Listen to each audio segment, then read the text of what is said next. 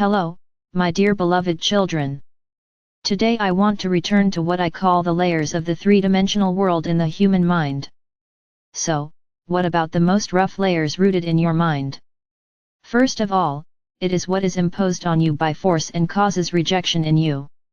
This can be called a visible part of the iceberg, the one that has not yet had time to ram in your subconscious, and you can easily track these layers and therefore get rid of them. Each of you can have different ones, depending on your lifestyle and perception of the world. Thus, a regulated daily routine may be completely unacceptable for someone, life by the hour and complete dependence on other people. The soul of such a person suffers from the lack of freedom in all its manifestations. Therefore, he needs to do everything possible to find this freedom and throw away the burden of submission and control. Of course, it can be difficult to do this, but if a person suffers every time he has to live the day differently than his soul craves, this situation becomes dangerous for his physical and mental health.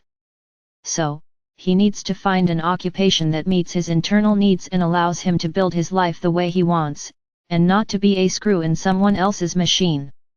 But this way of life, absolute dependence on circumstances and other people, is the most common in the three-dimensional world.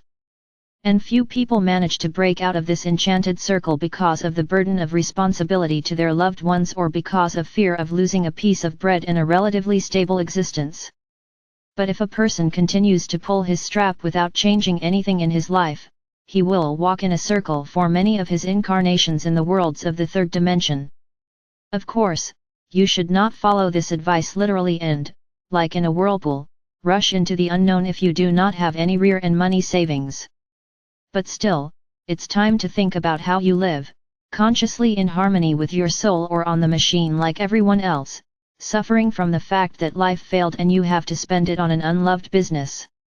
It's never too late to change something in your life, but for this you need to learn to listen to yourself, not to someone else, because another person may well arrange a lifestyle that is unacceptable to you, so his advice will not help you. We will stop there today.